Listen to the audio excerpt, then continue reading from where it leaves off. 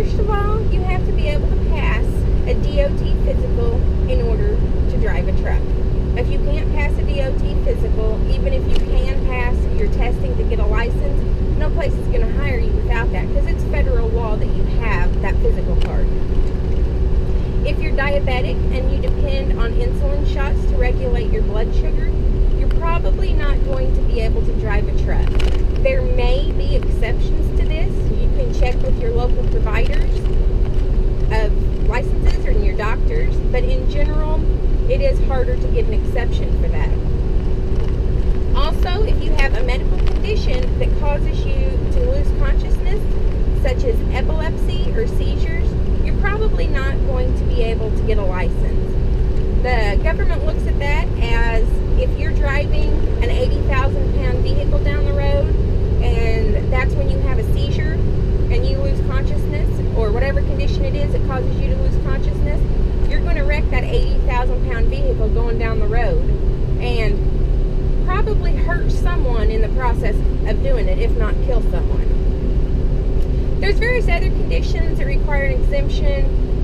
You can be blind in one eye, you can be an amputee, certain medications require an exemption. These exemptions can be obtained, but I would go ahead and check with my local driver's license facility, as well as whatever trucking company that you're going to try and get hired on with, if this is something that they will accept. There's also various personal reasons.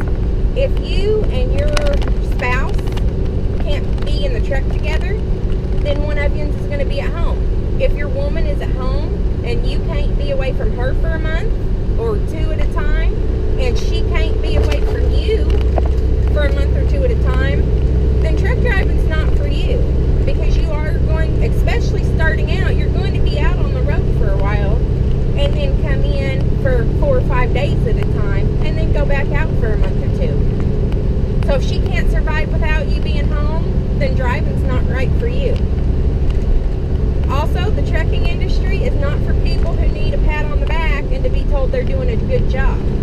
If you want somebody to pat you on the back every time you accomplish whatever your job assignment is for the day, it's not going to happen. You're going to probably get griped at more than you are told you're doing good, no matter how good you're doing. So if you're thin-skinned, this probably isn't the right field for you. Also, you need to be willing to drive your full 11 hours a day or close to it, and you need to be able to drive any time of the day or night.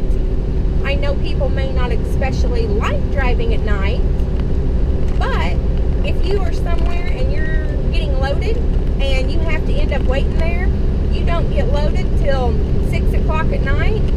If you drive to the truck stop and park and you don't run that night, you're not getting paid.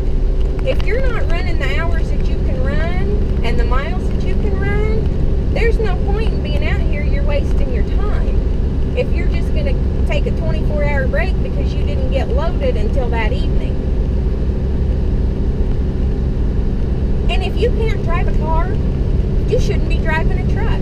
If you hit post, if you run into other cars, if you get tickets because you disregard stoplights and stop signs, if you are just accident prone, even if it's not your fault, but you seem to always be in an accident for some reason, you shouldn't be in a truck, because a truck is just a giant car. And there are times when you're maneuvering in the truck, you have to have good situational awareness, whether something is your fault or not, to avoid accidents. You also need to be aware of everything that's around you, because when you're backing up, you can't see all around your truck depending on where you're backing in, what angles everything is. You're going to have large blind spots that you need to assess everything around you before you ever even get in a position to back up. So if you can't back up in a car, if you can't park in a car, there's no way you're going to be able to do it in a truck. Also, another thing to think about is if you are easily scammed, this is not the job for you. Everybody is after a truck driver's money. Everybody knows that a truck driver can get comm checks and can write one anytime he wants. You will run into people at truck stops ramps, off ramps, everywhere else, everybody has a sob story. And guys, a lot of times, it's women trying to take advantage of you. I actually go to a Love's, and over the course of the year, I saw this gentleman there at least half a dozen times, if not more.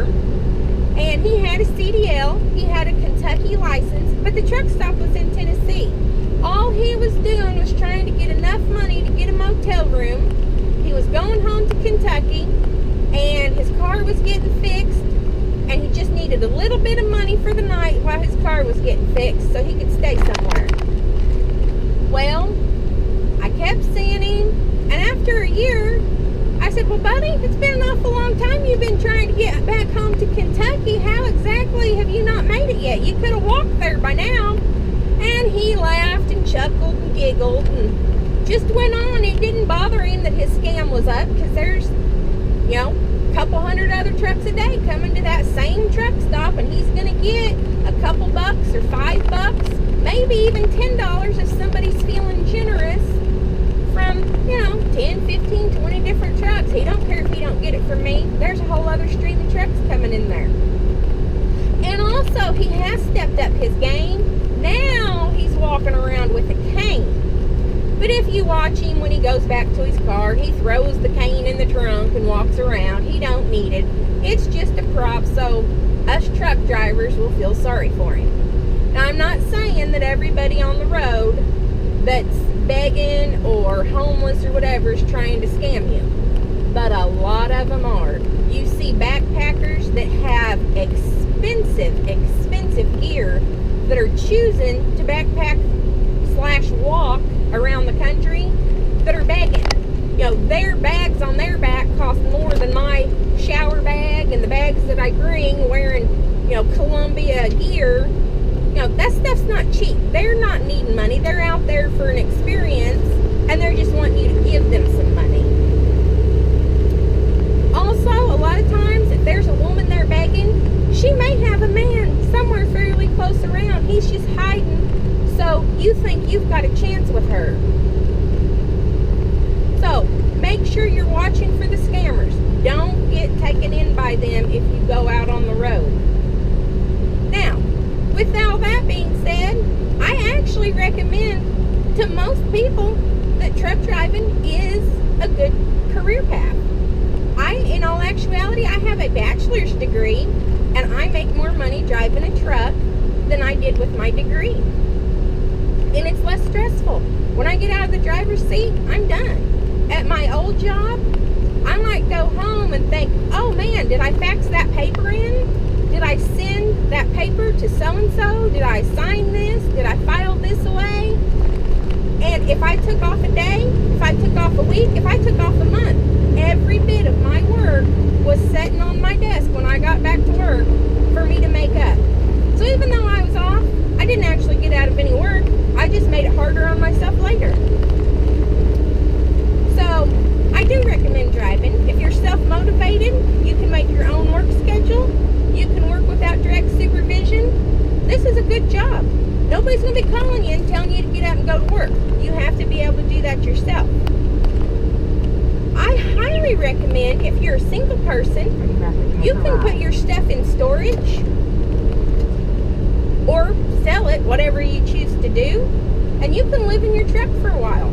Stack your cash. Why pay $400 to $600 a month for rent, plus utilities, water, renter's insurance?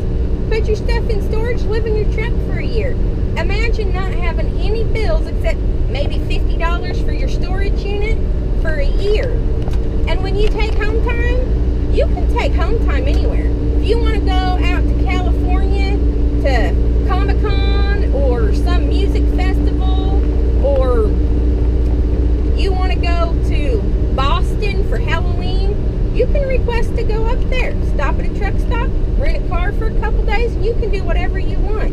You can see the country and take your home time wherever you choose, so you can go around and see the sights. It didn't cost you any fuel to get there. Your only expense is going to be car rental, food,